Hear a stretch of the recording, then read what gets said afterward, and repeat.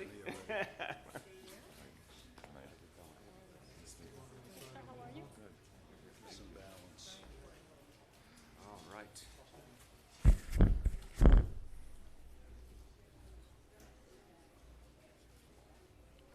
Okay, welcome everyone. It is great to be at Engine 255 and Ladder 157 today to announce the launch of Get Alarmed NYC.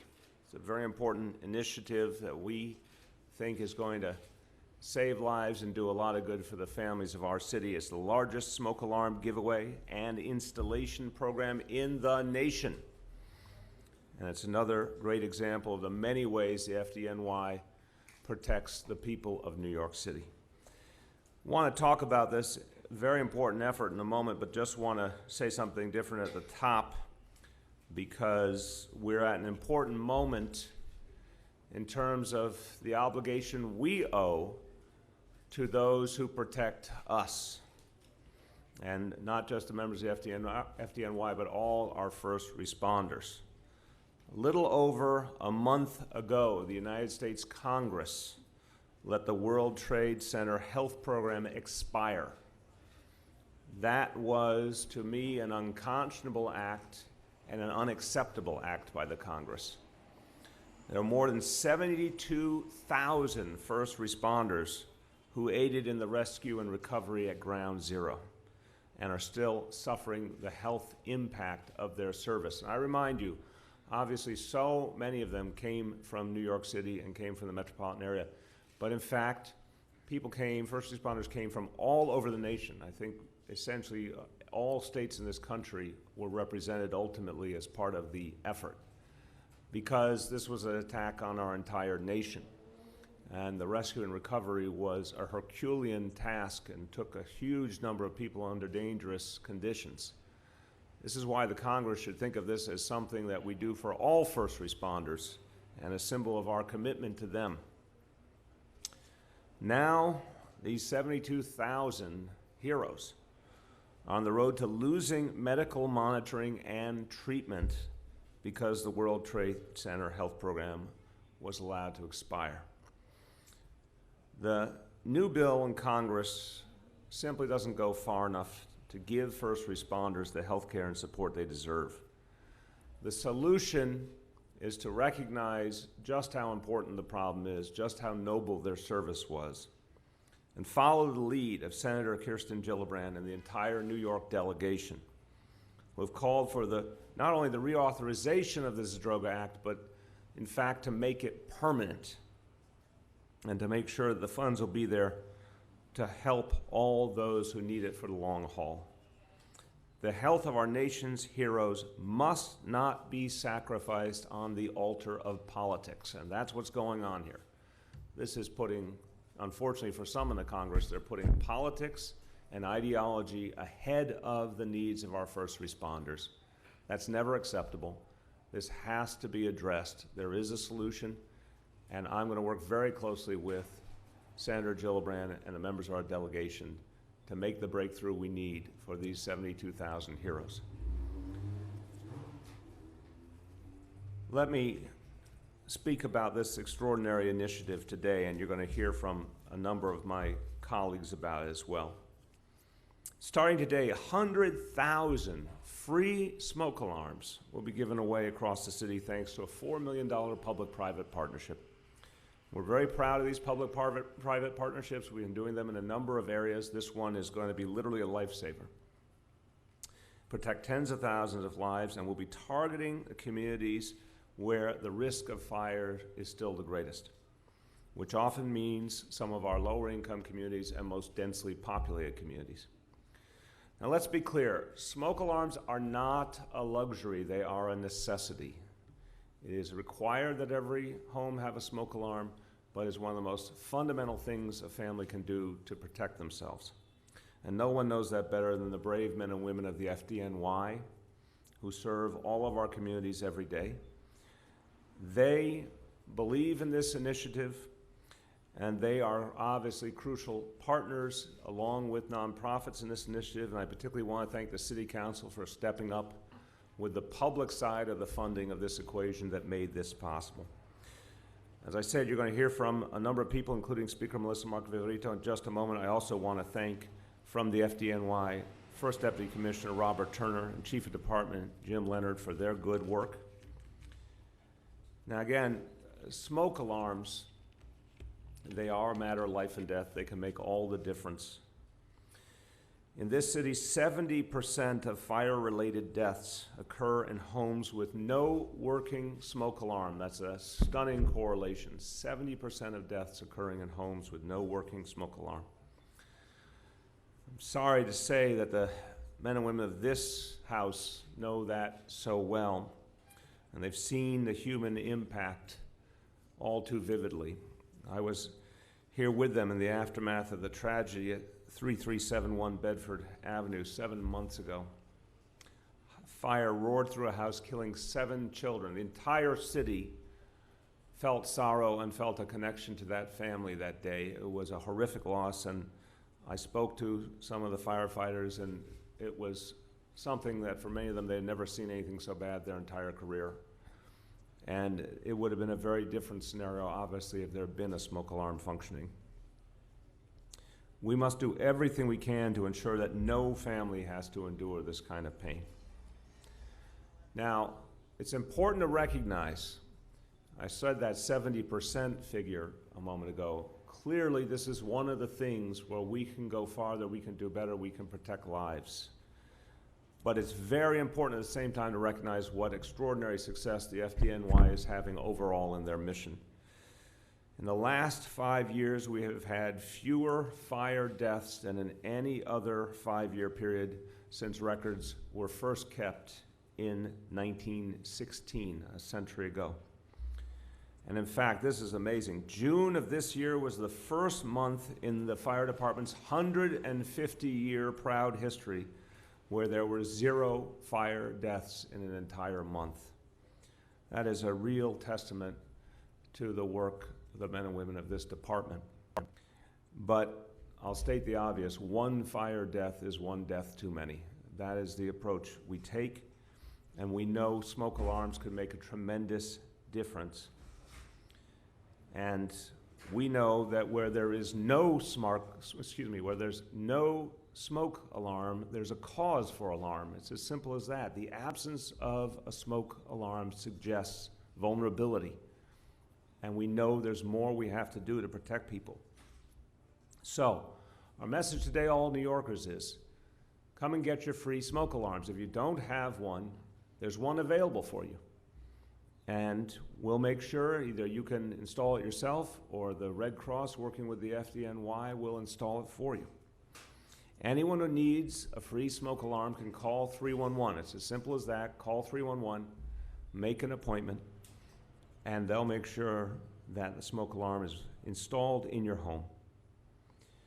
This is another example of the FDNY going the extra mile to protect people. And again, anyone who doesn't have a smoke alarm should take advantage of this extraordinary opportunity. Just a few words in Spanish. Me complace anunciar Get Alarmed NYC, un programa que donará 100,000 alarmas de humo a residentes de los 5 condados. Hasta una muerte en un incendio es demasiado y no podemos tomar riesgos. Las alarmas de humo salvan vidas. Pido a todos los neoyorquinos que llamen a 311 para saber cuándo y dónde pueden asistir a un evento comunitario y obtener una alarma gratis. With that, I want to bring up our fire commissioner. He's done an extraordinary job, and those statistics are something he should be very, very proud of, the success FDNY has had, particularly this year. Commissioner Dan Nigro.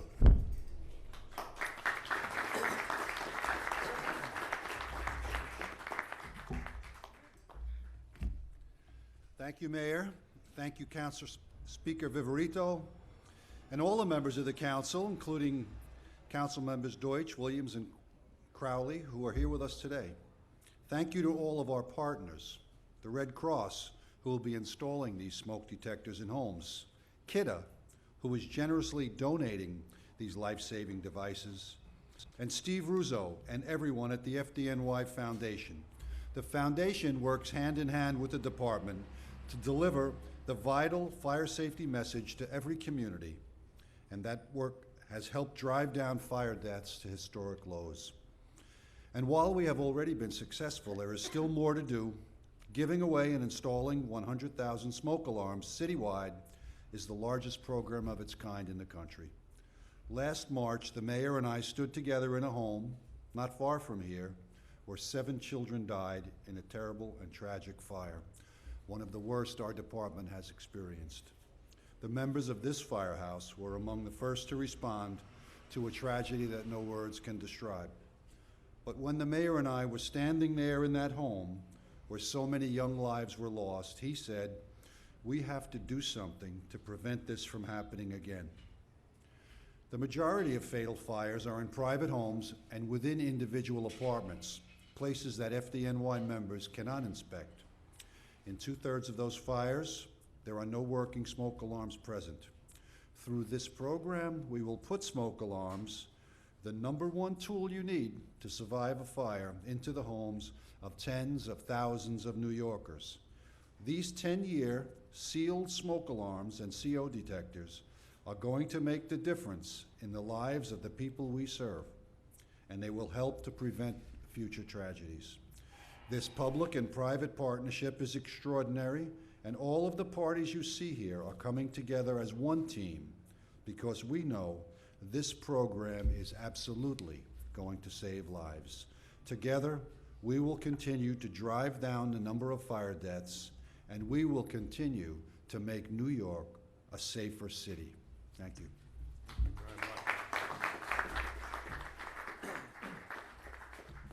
Oops. Thank you, Commissioner. Good catch. Thank you very much. Now, again, giving credit where credit is due, the resources to make these changes possible make all the difference in the world, and is because of the leadership of the City Council and Speaker Melissa Mark Viverito that we're able to make this announcement today. Speaker. Thank you, Mr. Mayor and Commissioner, and my colleagues who have been identified. I just want to say, Mr. Mayor, in terms of your opening remarks and the comments of the lapse of the World Trade Center Health Program is beyond disgraceful, and I think it continues to be an example of the dysfunction that we have in Congress, which is literally impacting people's lives. And hopefully some sense can come, although I have a little bit of doubt, with the new leadership that has been put in place. Let's hope that we can revisit this and really do justice to all of those that are served us and continue to be afflicted by being responders on that day. So I want to say good afternoon, and I think a lot has been said about this great public-private partnership that is going to enhance fire safety in homes across New York City and save lives, and we're really proud to be here to announce it.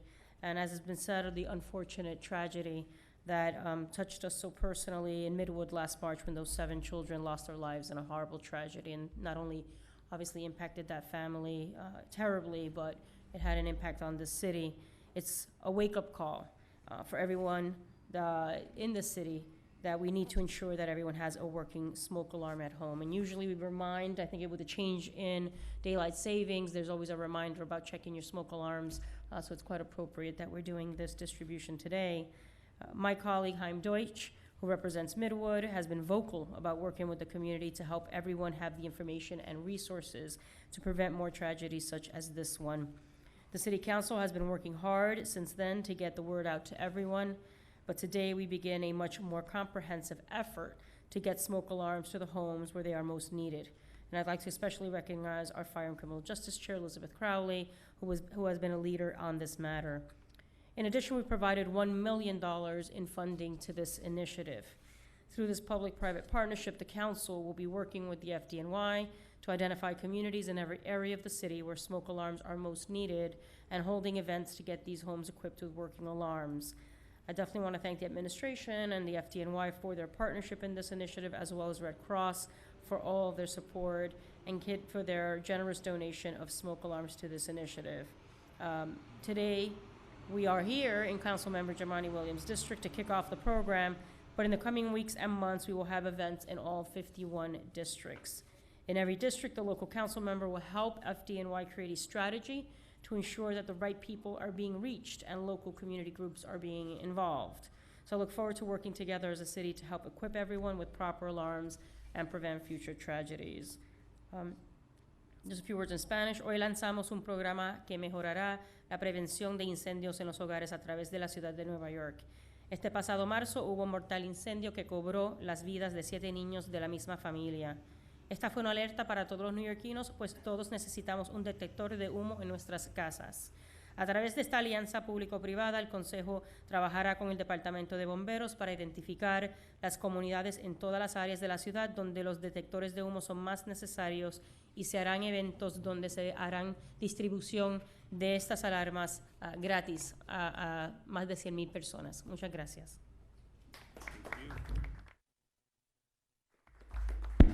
Again, we have extraordinary partnership here with the American Red Cross, and I think it's just important to take a moment to appreciate what the Red Cross does for us every day, because after so many tragedies where people lose their homes, where there's some kind of unexplained or unexpected event, the Red Cross is there to pick up people's lives. They're a constant, and we in government depend on them all the time, and they do such extraordinary work, and we're thrilled to be partnering with them here to reach so many people. So it's my honor to introduce Josh Lockwood, the CEO for the Greater New York region for the American Red Cross.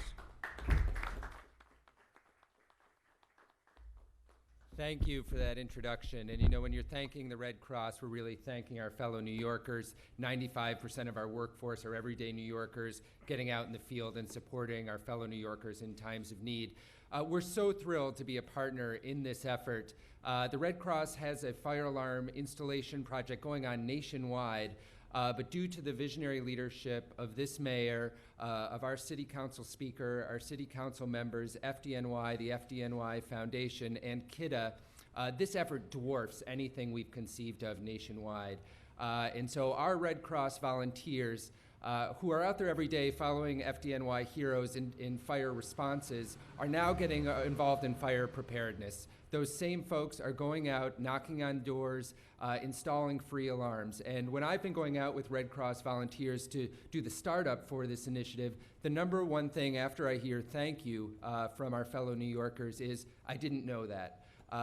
We know at the Red Cross that 50% of Americans don't have any sort of fire plan for their family. And only 10% have actually practiced a fire drill. So in addition to these incredibly important alarms that will save lives, we're sitting down with households and providing that vital information. We're so excited to join with these incredible partners to get out there and save our lives, our fellow New Yorkers. For us Red Crossers and for FDNY, I know the toughest parts of our work are when we're meeting with a family after a tragedy. And to think that we can be preventing those tragedies now is so incredibly compelling and really drives us to move forward with these partners. Thank you everyone for your support, and we look forward to seeing you out there. And we're so appreciative to the FDNY Foundation for being a key part of this. I'm proud to introduce Stephen Russo, the chair of the foundation.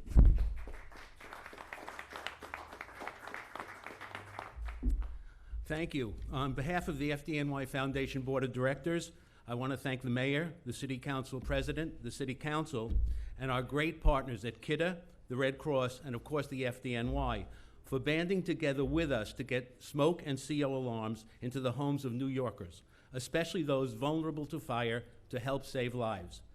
Fire and life safety education is the primary funding focus of the FDNY Foundation. However, we also provide funds for advanced training, equipment, and technology to assist the FDNY each and every day. Since the tragedy of September 11th, the FDNY Foundation has provided more than $100 million towards FDNY programs that benefit all New Yorkers. A great debt of gratitude goes to Commissioner Dan Nigro and his team for their commitment and dedication to serving all who live, work, and visit our great city. The uniformed members of the FDNY make it the greatest fire department in the world through their steadfast courage, dedication, and bravery. They know the focus on fire prevention and working smoke alarms saves lives. They also know that the FDNY Foundation is there for them every day. We're very proud to support this important FDNY fire safety education program that helps to reach more New Yorkers. This is a program that we know will save lives. Thank you. We're also grateful for the partnership at the community level with KIDA. I'd like to welcome Neil Zipser, the Community Affairs Manager for KIDA.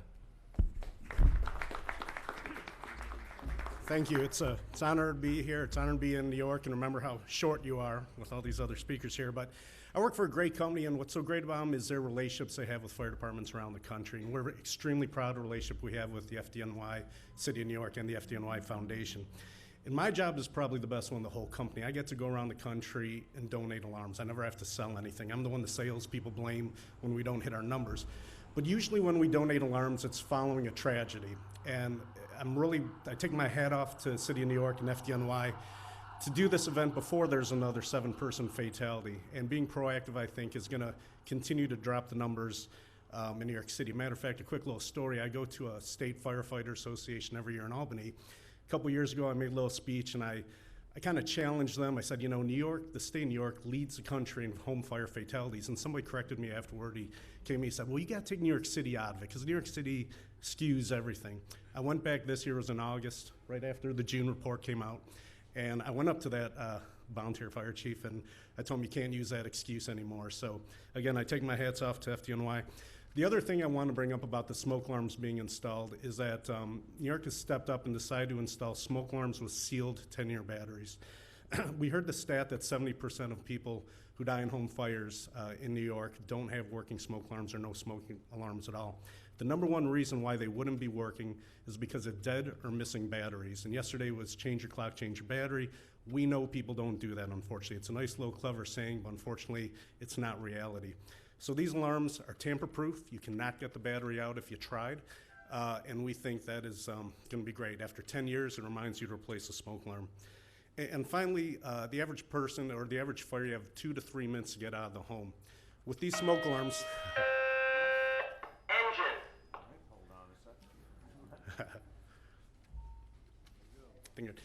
That actually goes to my point, a great segue, that if the people are out of the house when the firefighters get there, thanks to early detection, it also greatly reduces the risk that firefighters face when they do get to a fire. They just concentrate on putting out the fire and not a rescue effort. So by being smart and installing these, hopefully we're making the firefighters of New York a lot safer as well. Thank you very much.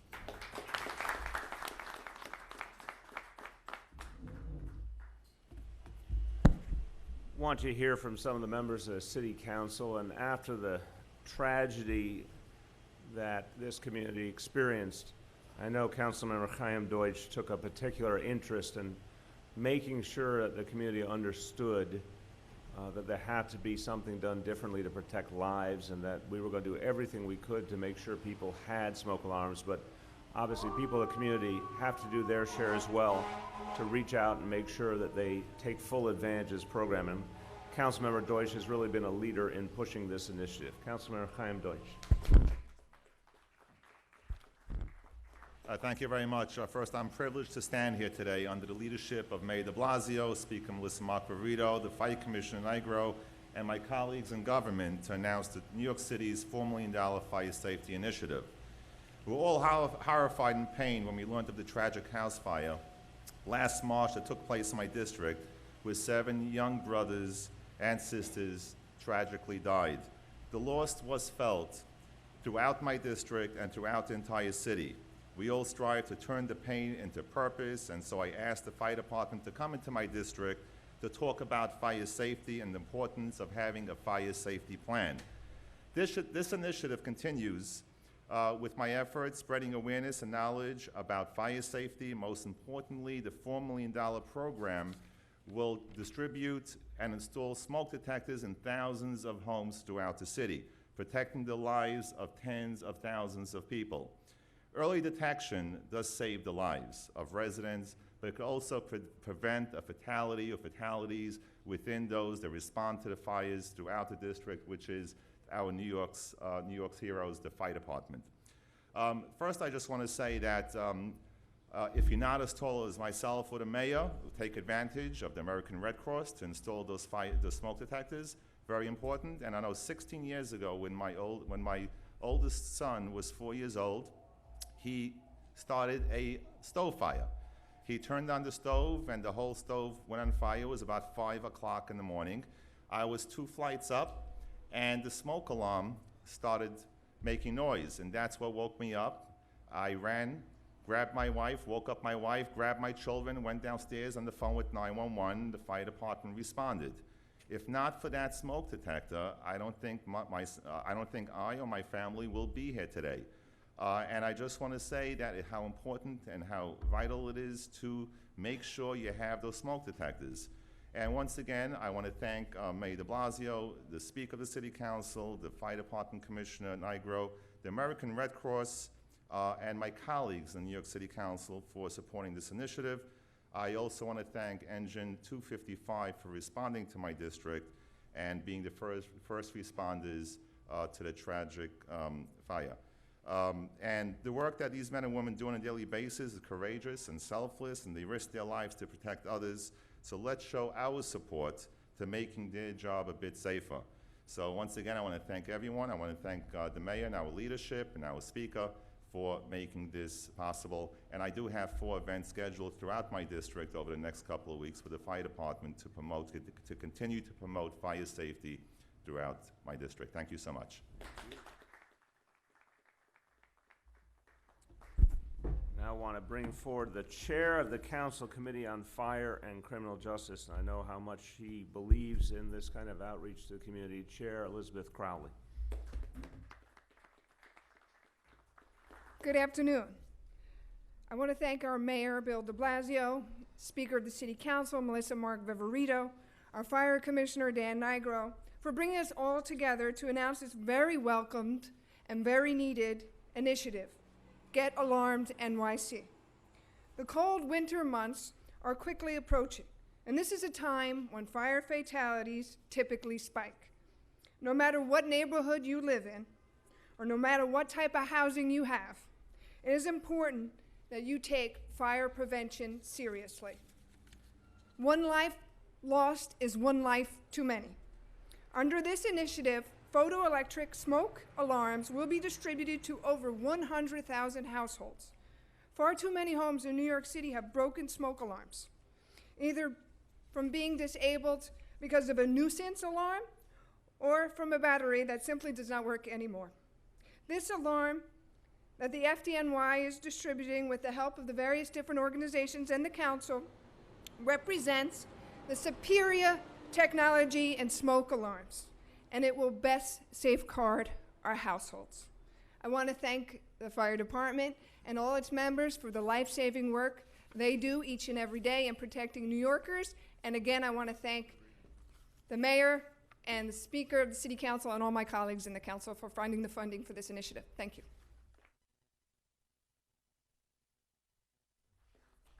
Finally, want to bring forward a council member who represents where we are right this moment, right? And believes so much in bringing the community into the process, because again, this is going to work to the degree we reach to the grassroots to let people know this is there for them. I know Councilmember Jamani Williams will be in the forefront of that effort. Councilmember Williams. Thank you. I want to be taller, though. Thank you so much for the leadership of the mayor, of course, the fire commissioner, the speaker, Melissa Margarito, my colleagues, Councilmember Deutsch and Councilmember Crowley, and to everyone, I say welcome to the 45th District. We welcome you, District Leader Powell, almost forgot. We're honored to be in this firehouse where we have not just a ladder company, but also an engine company. I've taught here and spoken to many of the firefighters. This is a great district. We have some of New York's finest who are with us today, and of course, many of New York's bravest who are here. Unfortunately, I have one of the dubious distinctions of having one of the district that has one of the most fire responses. Just today, I got another email of a fire somewhere in the district. Thankfully, no fatalities. Just across the street on the other side, late last year, subdivision, illegal subdivision. People were killed.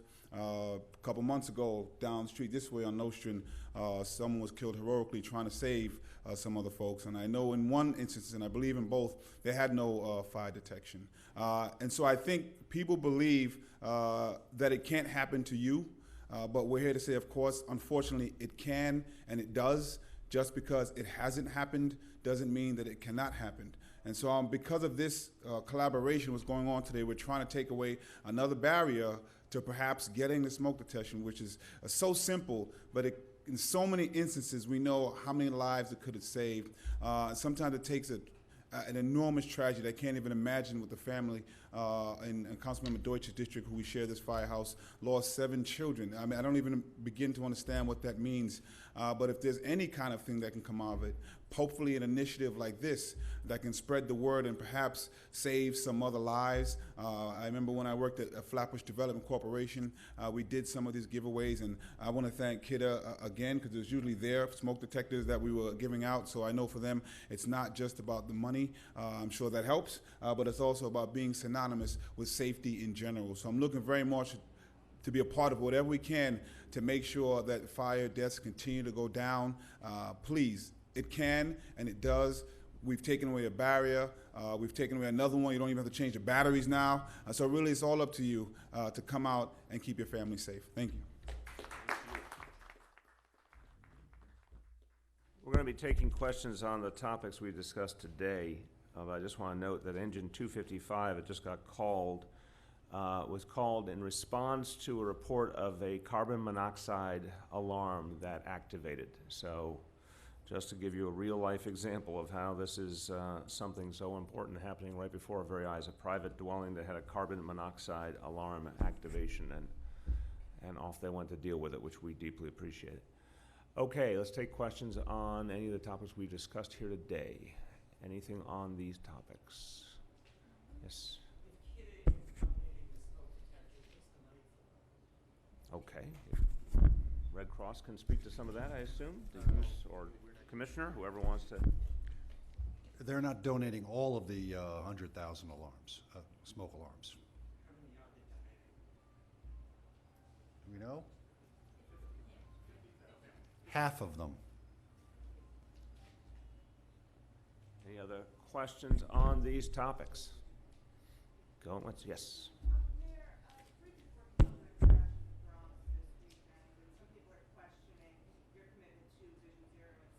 That's happy to discuss that with you tomorrow. Obviously, I'm deeply committed to Vision Zero, but we're talking about the topics here before us today.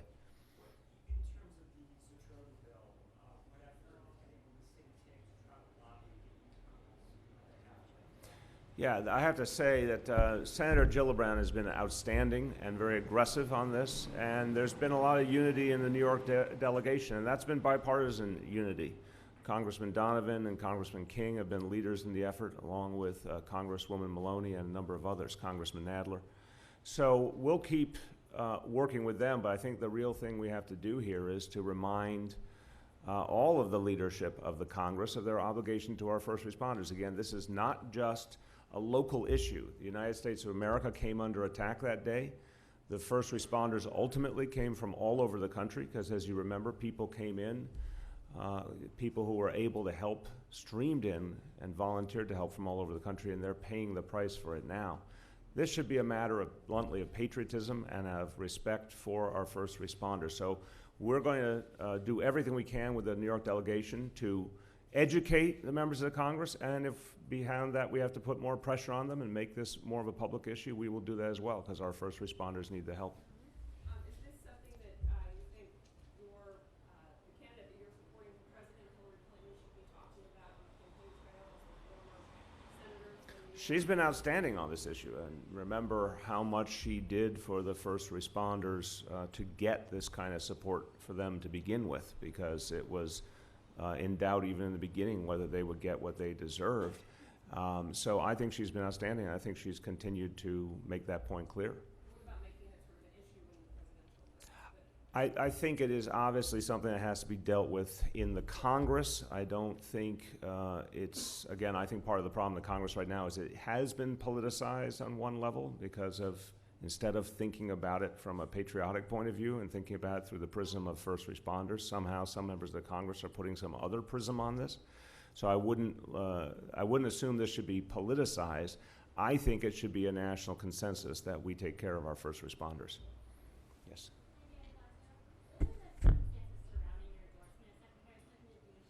Again, we're talking about the topics. I think I was pretty clear. We're talking about the topics here. Tomorrow we'll be talking about other types of topics. Last call.